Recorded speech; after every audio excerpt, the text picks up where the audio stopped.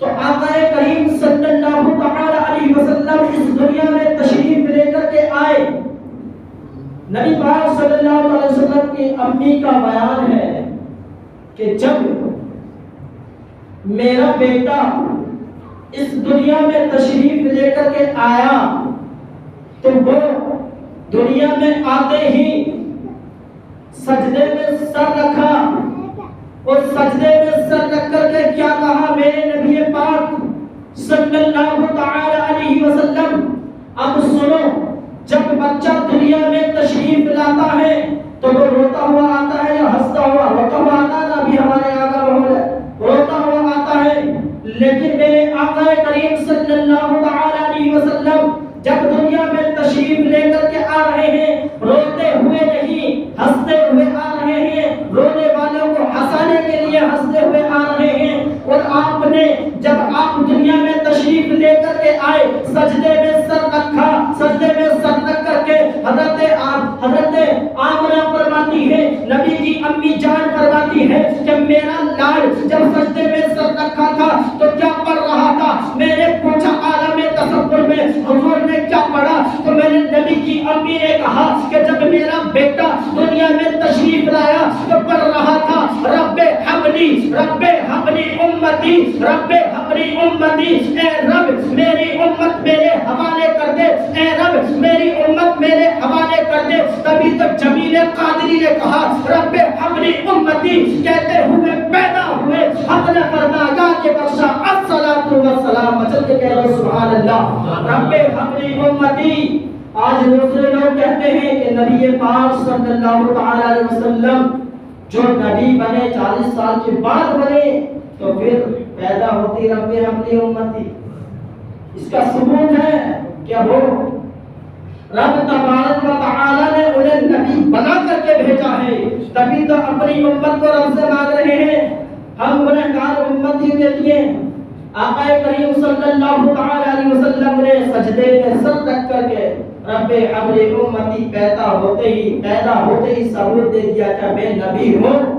40 سال کے بعد تو رب تبارک و تعالی کا حکمت تھی، نبوت کا اعلان کیا، لیکن نبی پاک صلی اللہ علیہ وسلم پہلے سے ہی نبی تھے.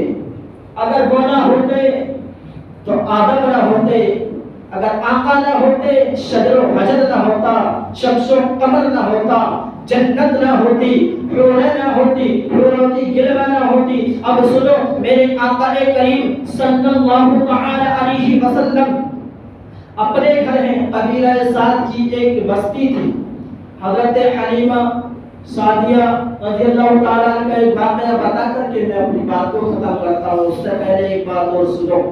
جب میرے آقا کریم صلی اللہ تعالی علیہ وسلم دنیا میں تشریف لے کر کے آئے تو حضرت آمنہ کا بیان ہے، میرے نبی کی امی جان کا بیان ہے، میرے نبی کی اماں فرماتی ہے کہ میں نے دیکھا آسمان کے ستارے میرے آنگن میں جھکے چلے آ رہے ہیں. میں نے عالم تصور میں ستاروں سے پوچھا، اے ستاروں تم تو آسمان کی زینت بنایا، تمہیں رب نے آسمان کی خوبصورتی بنایا، تمہیں آسمان کا شامیانہ بنایا، تمہیں رب تبارک و تعالی نے آسمان کو سجانے کے لیے بنایا. ستاروں سے میں نے پوچھا تم آمنہ کے آنگن میں کیا کر رہے تھے؟ تو ستاروں کا جواب ہے کہ ہم آمنہ کے آنگن میں عبداللہ کے بیٹے کی خیرات لینے کے لیے آمنہ کے آنگن میں جھکے چلے آ رہے تھے. تبھی تو عاشق رسول نے کہا، صبح طیبہ میں ہوئی بنتا ہے باڑا نور کا، صدقہ لینے نور کا آیا ہے تارا نور کا. سبحان اللہ، صدقہ لینے نور کا آیا ہے تارا نور کا. حضرت حلیمہ نبی پاک صلی اللہ علیہ وسلم کو لے کر کے اپنے گھر چلی جاتی ہیں. جب اپنے گھر جاتی ہیں حلیمہ کے گاؤں، حضرت حلیمہ کے گاؤں میں عورتوں نے دیکھا کہ جب سے حضرت حلیمہ سعدیہ کے گھر میں یہ بچہ آیا ہے تیل کی قلت ہے، تیل کی کمی ہے، لیکن اس کے گھر میں راتوں رات چراغ جلتا رہتا ہے. تو عورتوں نے پلان بنایا، میٹنگ بنا کر کے حضرت حلیمہ سعدیہ کے مکان پر آئی اور گیٹ بجایا. حضرت حلیمہ نے کہا اپنے شوہر سے کہ جاؤ تم کیا کر کے گیٹ کھولو. تو وہ کہتے ہیں میں نہیں جاتا، کیا پتا کوئی قرضہ مانگ